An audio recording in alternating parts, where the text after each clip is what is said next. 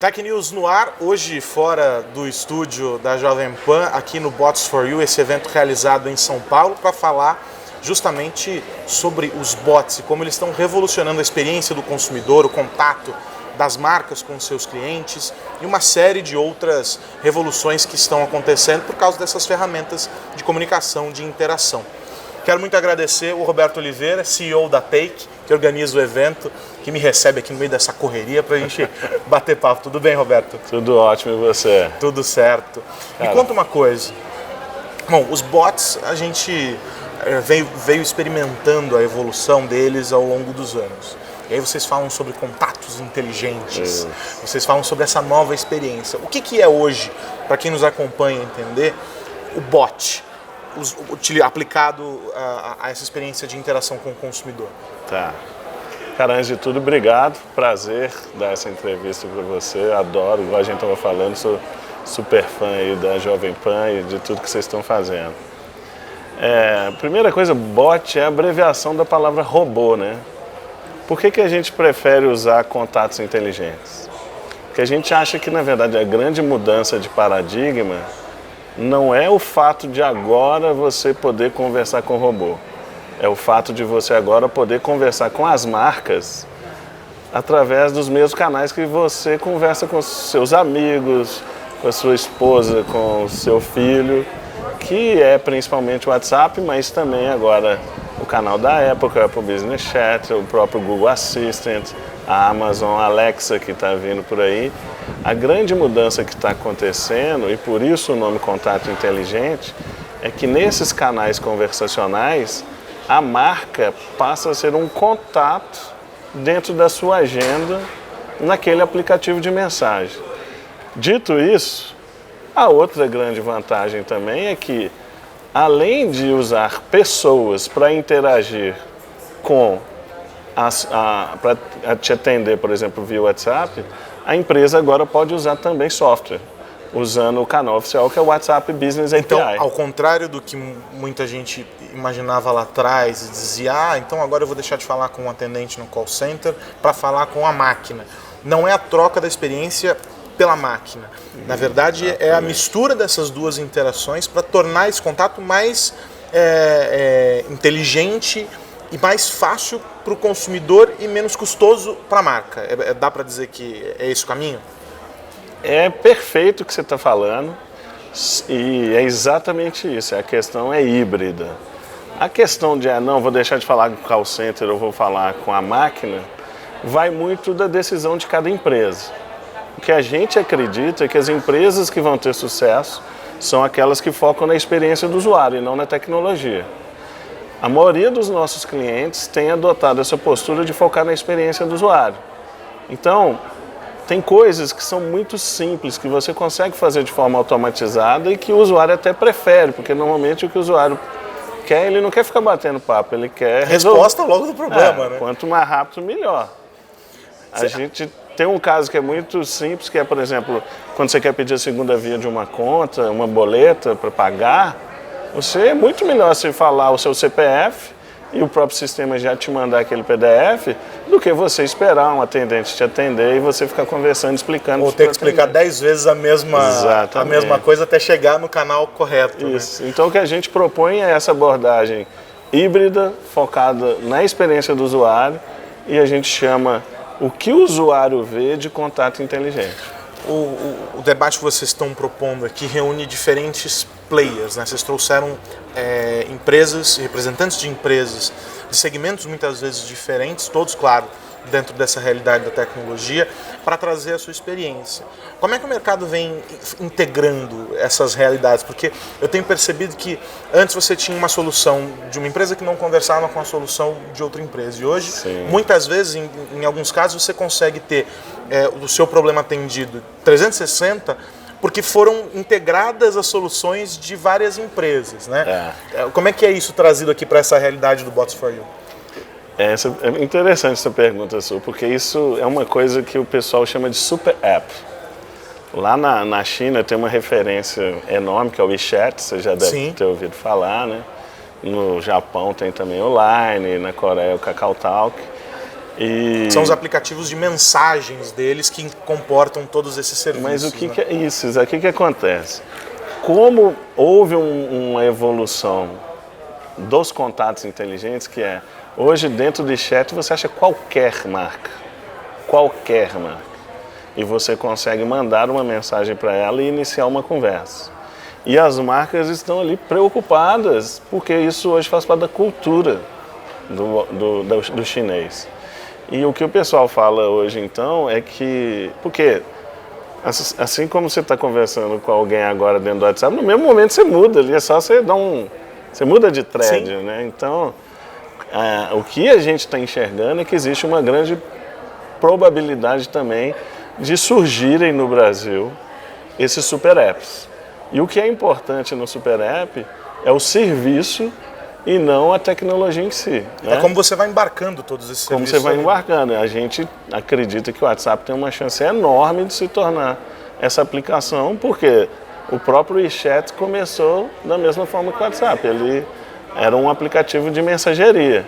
E ele foi abrindo as APIs dele e hoje o WeChat é uma plataforma. E eu fico pensando o seguinte, né? O que impede hoje isso se tornar uma realidade? É ainda uma mentalidade de eu tenho que ser o provedor de todas as soluções dentro da minha plataforma? Ainda tem muito disso? Eu vou proteger o meu quintal aqui, então essas soluções que você vai encontrar, você só encontra aqui. E o camarada vai se fechando, que vai na contramão do que a internet sempre propôs, né? Mas algumas empresas têm essa mentalidade. É triste, mas algumas empresas têm essa mentalidade, né? Cara, os parceiros que a gente... Hoje, assim, as empresas com as quais a gente trabalha, é muito raro isso. Estão dispostos. A gente vê isso mais dentro das próprias corporações, os enterprises que a gente chama, que é uma questão cultural, né? Existe uma preocupação muito grande dessas grandes empresas de quererem ter muito controle, ter muita governança. Eu não sou contra a governança, pelo contrário, eu sou até a favor da governança. Mas eu acho que a governança não pode ser um blocker, ela tem que ser um enabler. Então, eu não sei se você chegou a ver a minha apresentação ou não. Estávamos aqui montando essa presepada para o papo. A coisa que eu mais falei na minha apresentação é sobre uma coisa que a gente chama de software mindset, que é você aprender a partir da própria interação com o seu próprio cliente. Claro. E que isso é um círculo virtuoso, porque quanto mais você interage, mais informação você tem, você consegue melhorar o seu serviço, e aí você consegue trazer mais usuários que vão interagir mais. E é um ecossistema. E é o que aconteceu com essas grandes empresas, que são as empresas trilionárias hoje, que são as que estão dando palestra aqui no nosso evento. Então o que a gente propõe? A gente propõe, e a gente está construindo uma plataforma que é o Blip, a nossa plataforma é para permitir que você consiga iniciar muito rapidamente o seu contato inteligente, que é um produto digital. Você publica esse contato nos canais conversacionais. A partir da primeira mensagem você pode responder usando pessoas. A gente tem uma ferramenta que a gente disponibiliza via web para os operadores humanos daquelas empresas. E ali você usando pessoas começa a interagir com o seu cliente. Aquela própria interação te dá a informação do que seu cliente quer. Ele está falando, eu quero a segunda via da minha conta, ou eu quero saber onde que eu posso estacionar. E aí você, analisando aquilo, você, usando as APIs, que são hoje centenas que estão disponíveis no mercado, você propõe uma solução automatizada e, na maioria das vezes, utilizando inteligência artificial também. Inteligência artificial, na verdade, existe também uma distorção, que sempre que você vai falar de inteligência artificial, começa a surgir essa discussão, mas se eu vou falar com máquina ou não, e aquela história do robô generalista, né, que vai substituir o ser humano. Isso é o que o pessoal chama de inteligência artificial genérica, a gente está muito longe disso ainda. Mas hoje, dentro de um contexto restrito de uma empresa, da Jovem Pan, por exemplo, eu tenho certeza que as pessoas que ligam para a Jovem Pan, provavelmente o que elas querem está limitado dentro de um contexto, que é o contexto da própria Jovem Pan. E aí você construir um algoritmo que usa processamento de linguagem natural, por exemplo, não é uma rocket science, como o pessoal vai falar. Você consegue entregar uma excelente experiência e essa experiência sendo automatizado. E tem dois pontos para a gente encaminhar aqui nosso papo que são relevantes para o momento por inúmeras questões. Um deles é segurança. Perfeito. E o outro é um derivado dela. Mas para ficar na questão da segurança, qual é uma preocupação? Eu vou dividir a pergunta em duas partes. É uma preocupação das empresas quando incorporam essas soluções aos seus canais de atendimento, aos seus canais de comunicação com os clientes, a segurança, e elas estão preparadas para entender que é uma nova segurança, um modelo diferente daquele que é adotado quando você tem lá um batalhão de atendentes seguindo ali um manual. É um outro tipo de segurança, é uma outra cultura que precisa ser estabelecida. Elas estão preparadas? Essa é a primeira parte da pergunta. Perfeito. Excelente pergunta. Mais uma vez, né, eu acho que essa história da segurança, na verdade, são duas coisas, né? É privacidade e segurança, né? E eu acho que isso faz parte também do que a gente chama da experiência do seu usuário. A questão da privacidade, a nossa visão lá da Take é de que a informação que é trocada entre uma pessoa e uma empresa tem que ser privada daquela pessoa e daquela empresa. E dentro do conceito da experiência, eu acho que um dos conceitos mais importantes que todas as empresas vão ter que trabalhar é o conceito de ser confiável, de ser trustful. Que é o quê? Cara, eu posso mandar a minha informação para essa empresa porque ela vai tratar da forma adequada. E não existe você querer falar que você trata se você realmente não trata. Sim. É uma questão, mais uma vez, de mindset. Você tem que ser transparente e você tem que usar aquela informação para aquilo que você falou que você iria utilizar. Você não pode sair vendendo. É fazer a lição de casa, porque a plataforma tem uma responsabilidade. A gente está vendo as plataformas serem metralhadas agora com vazamentos de conversas e etc. Mas a gente tem que entender, e isso eu aprendi conversando com os analistas de segurança, o mantra é: Aros, não existe sistema 100% seguro. Né? Essa é a frase deles para mim sempre. A plataforma ela não pode ser responsabilizada integralmente, a não ser que seja uma grande burrice, né? Mas ela estabelece protocolos de segurança que estão sujeitos a falhas, inclusive falhas humanas. Que tem esse outro lado dessas soluções, quando você passa a incorporar vários modelos, né? Criar esse super app, você tem que criar um sistema também muito seguro, usando todas as variáveis possíveis ali, né? Sob esse outro lado, as pessoas já entenderam que não existe sistema 100% seguro e que é uma experiência contínua, que segurança não é produto, segurança é solução aplicada. Então, eu estava falando, a primeira coisa era a privacidade, e aí é uma questão mais de mindset. A segunda é a segurança. E a segurança é uma questão técnica. Total. Né? Igual você está falando, no fundo, se botar um batalhão com maior capacidade de processamento e der 100 anos para o cara quebrar um sistema, ele vai conseguir quebrar. Exato. Mas eu tendo a achar que esses caras especialistas estão fazendo um pouco de terrorismo, porque não é bem assim, não. Mas a questão é técnica, não é só de sistema. Tem muita coisa relacionada a processo também. Praticamente todos os casos que eu conheço de vazamento, na verdade, não foram por questões técnicas, e sim por questões relacionadas a processo e engenharia social. Claro. É sempre o humano na ponta ali. É sempre a história, por exemplo, da verificação via SMS. Você consegue convencer o cara a pedir o SMS e fala para você pelo telefone, e o cara vai entrar. Muito provavelmente foi isso que aconteceu lá com o Delanhol lá no Telegram, né? Então, é uma questão técnica e, assim, eu acho que todas essas plataformas de mensageria, esses canais conversacionais, esse é o pilar, talvez, número 1 de todas elas. A gente vê uma preocupação gigantesca com a questão de garantir que não existe nenhuma falha ali de segurança. Quando é detectada, normalmente se toma providência muito rapidamente, mas também existe uma questão de processo que faz parte do nosso dia a dia lá na Take, quando a gente está operando uma plataforma dessa, garantir que não existem essas vulnerabilidades onde um cara vai receber um telefonema, passar uma senha, etc. E aí o segundo ponto que eu queria abordar é a Lei Geral de Proteção de Dados na Europa, aqui, e uma mudança também que é total, claro, no âmbito legislativo, mas sobretudo de mindset, que vai fazer com que as pessoas tenham um entendimento diferente sobre o que é dado e como protegê-los. Sem dúvida. Como isso impacta o teu negócio diretamente? Essa discussão também é uma discussão super interessante. Eu gosto de falar que essa história da LGPD tem muito a ver com a usabilidade também, né? Porque hoje, por exemplo, qualquer site, aplicativo que você entra, ele mete um pop-up falando, ó, deu ok aqui que a gente está guardando, processando seus dados e precisamos da sua autorização. Quando você está num canal de mensagem, é mais difícil você conseguir toda hora fazer isso. Tem essa anuência do... Isso.